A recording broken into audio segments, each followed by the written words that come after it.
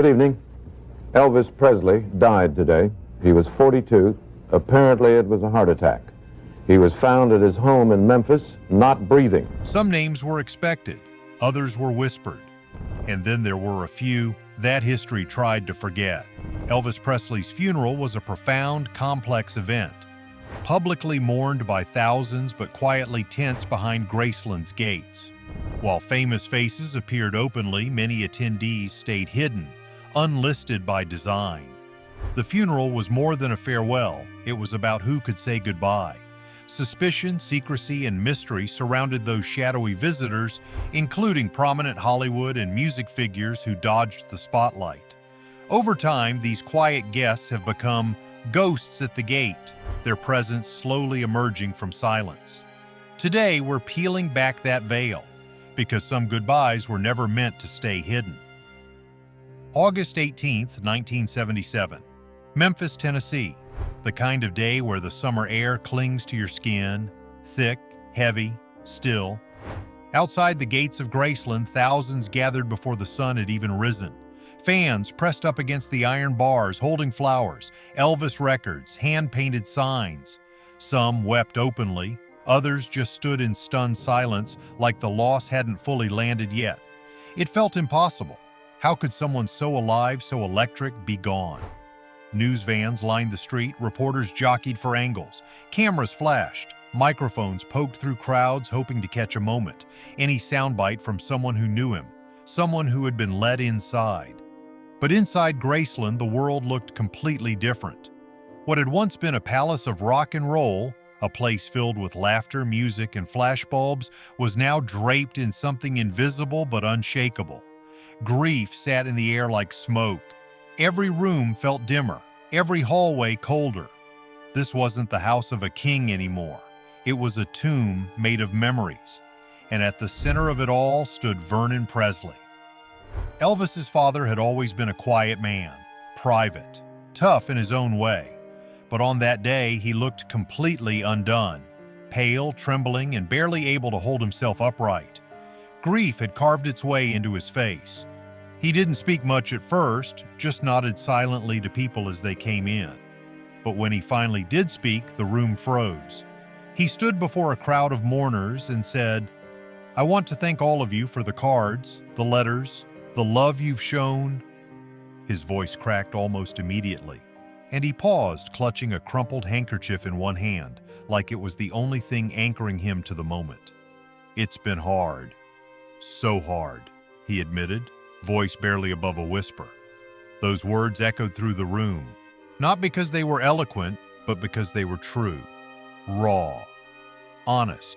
A father who had lost his only son, trying to hold himself together in front of a world that was watching but couldn't possibly understand.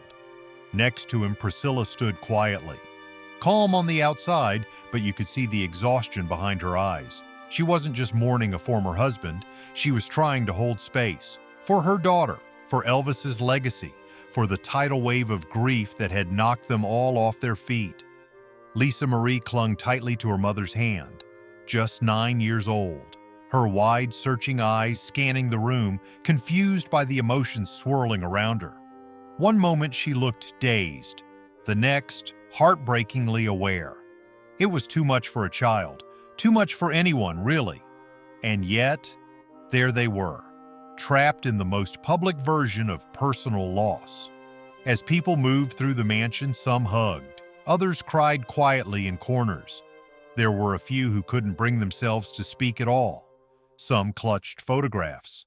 Others just stared at the casket, trying to reconcile the stillness inside it with the legend they had known. But not everyone was seen clearly that day. Later, Vernon would admit something that shocked a lot of people. He said, "I was so lost in my own sorrow, I didn't even recognize some of the people who came. Faces I should have known for years, they just blurred." That's how overwhelming it was. That's how unreal everything felt. Imagine that. You're surrounded by friends, family, people who flew across the country to comfort you. And your grief is so deep, your pain so sharp, that their faces turn into static. There's something deeply human about that.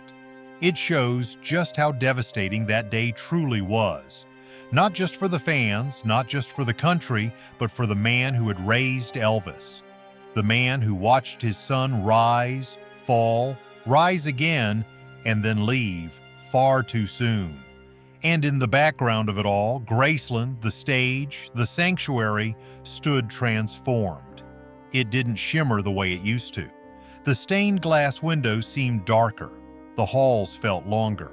What once echoed with music now echoed with muffled sobs, whispered prayers, and footsteps that didn't seem to know where they were going.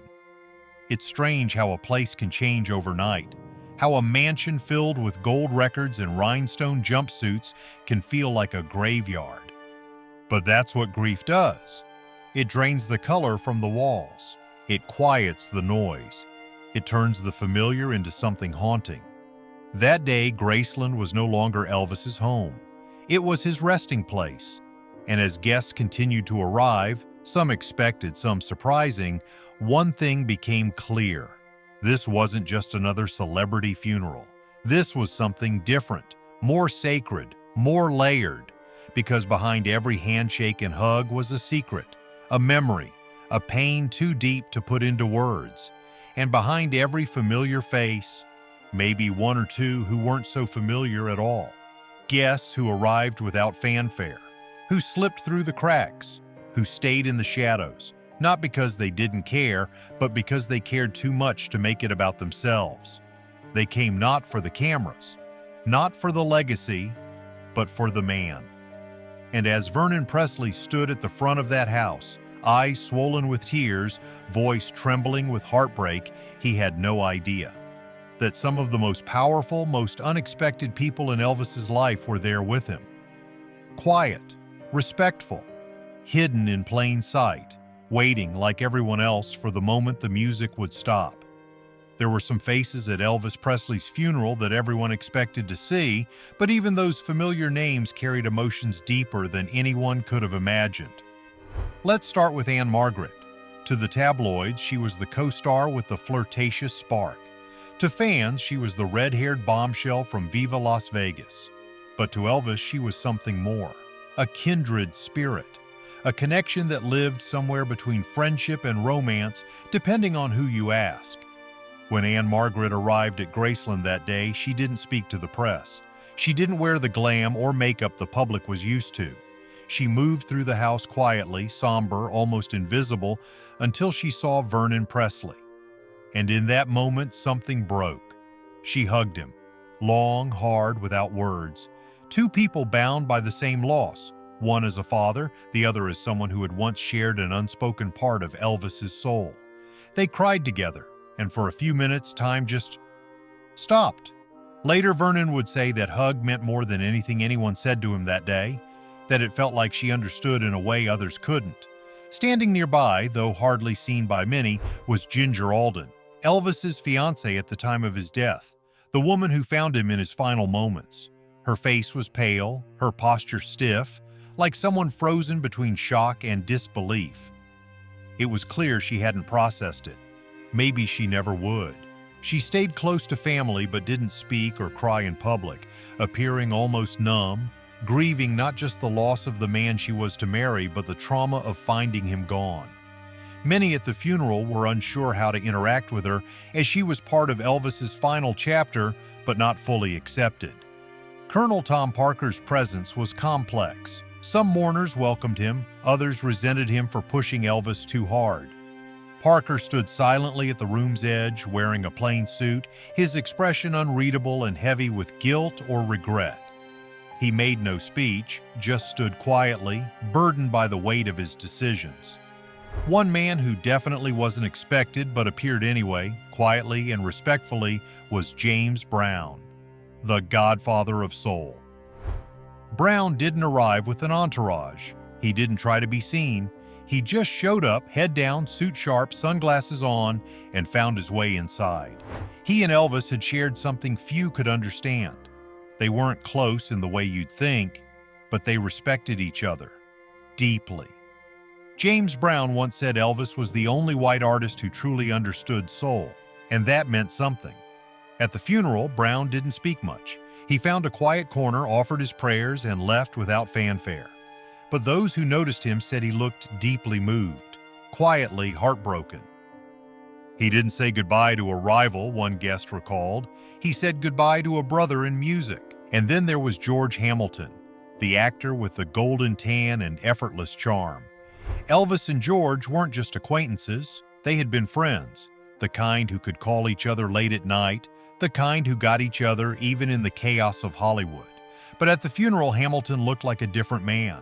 Pale, tight-lipped, distracted. Gone was the sparkle. Gone was the smile. He stood still most of the day, barely speaking to anyone, just watching, observing, taking it all in like he couldn't quite believe it was real. Later, he'd admit that he didn't remember much about the day, that it all felt like a slow-motion dream. There was just so much emotion in the air, he said. You couldn't breathe without feeling it. And that's really what connected all these people. Anne Margaret, Ginger, Colonel Parker, James Brown, George Hamilton.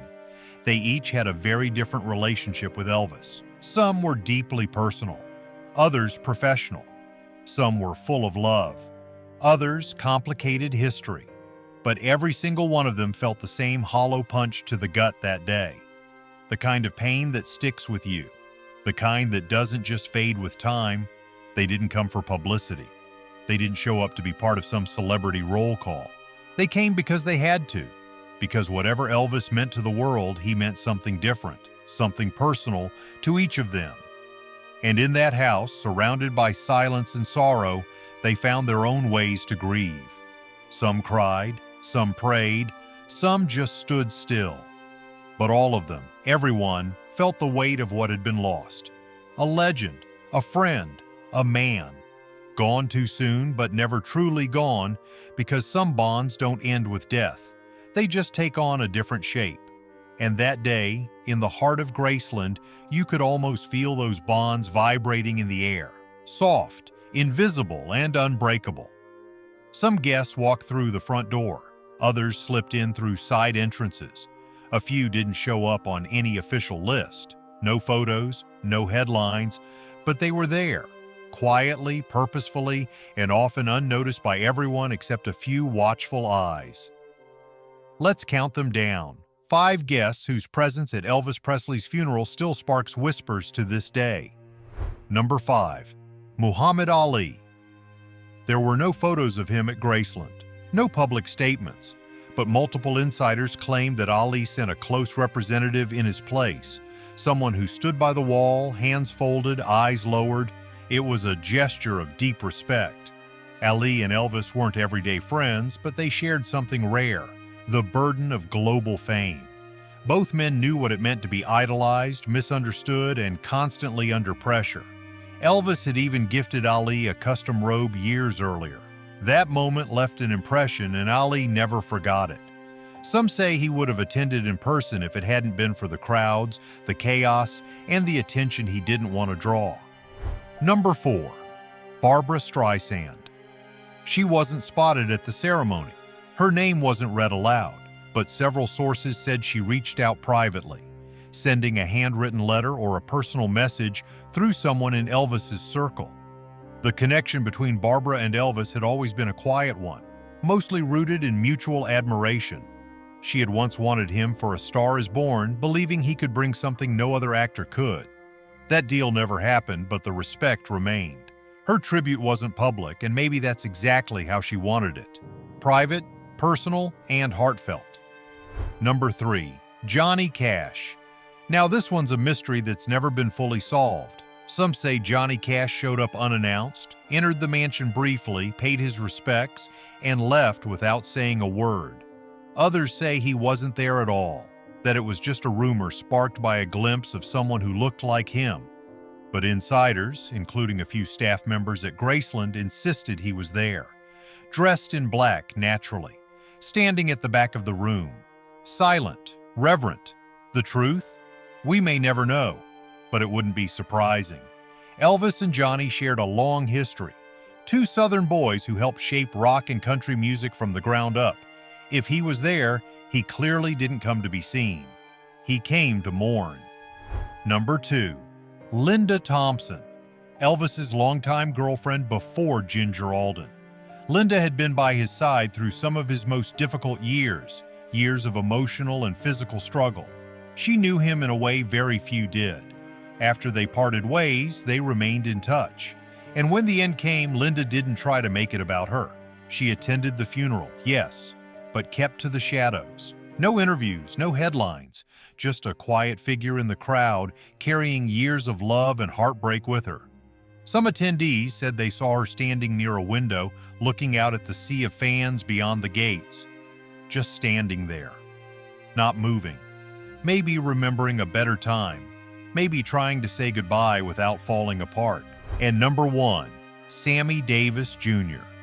Of all the guests who tried to go unnoticed, Sammy Davis Jr.'s appearance might be the most quietly heartbreaking.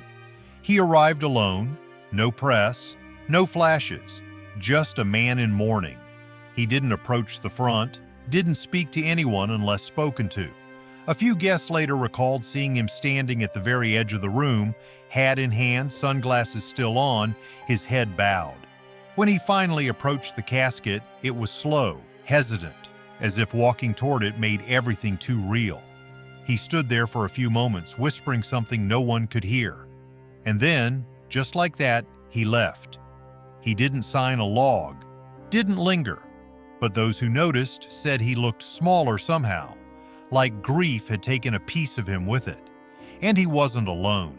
In fact, several people, names we may never know, came and went without fanfare. Some didn't even stay for the full service. They arrived, walked straight to the casket, paused for a breathless moment, and disappeared. Later, a family friend said, "There were people I knew were there, but when I look back through photos and records, nothing. It's like they were ghosts." And maybe that's exactly what they were. People who didn't come to be remembered, but to remember. People who didn't want to be caught in the spotlight of a legend's final goodbye, but needed to say their piece in silence. In a world where fame often demands attention, these guests chose something else: privacy, humility, and quiet grief. And as the years passed, these secret appearances became part of the funeral's myth. A reminder that even the most public of lives can end in a moment filled with secrets, whispers, and the gentle footsteps of those who loved. From a distance. So why all the secrecy? Why did some of the biggest names in music, film, and culture attend Elvis Presley's funeral without ever being publicly acknowledged? The answer is layered and deeply human. For many, it was about privacy, not just their own, but Elvis's. Some relationships were complicated. Not every connection was simple or sweet, and showing up didn't mean reopening old wounds or drawing attention. It meant quietly honoring someone who had shaped a piece of their life, without the glare of headlines. Then there was the media frenzy. The press was everywhere. Fans were crushed up against the gates. Helicopters buzzed overhead. For some celebrities, even being seen at Graceland could have turned into a circus, and none of them wanted that. Not for themselves, and certainly not for Elvis's family. Security was another factor. Elvis's funeral had already drawn thousands. More celebrity sightings would have overwhelmed the scene, made it harder for anyone, famous or not, to grieve in peace. But above all, it came down to respect. These weren't appearances. They weren't red carpets or charity galas. This was a final goodbye. A farewell to someone who had changed lives, changed music, changed everything. And for the ones who came quietly, the message was clear. This wasn't about being seen. It was about seeing him one last time, as a friend, as a legend, as a man who, for all his fame, deserved a moment of dignity, free from flashbulbs and noise. If this story moved you, share your thoughts in the comments. Who surprised you the most? Don't forget to like, subscribe, and hit the bell so you never miss a moment of untold history. More powerful stories like this one are just around the corner. Thanks for watching.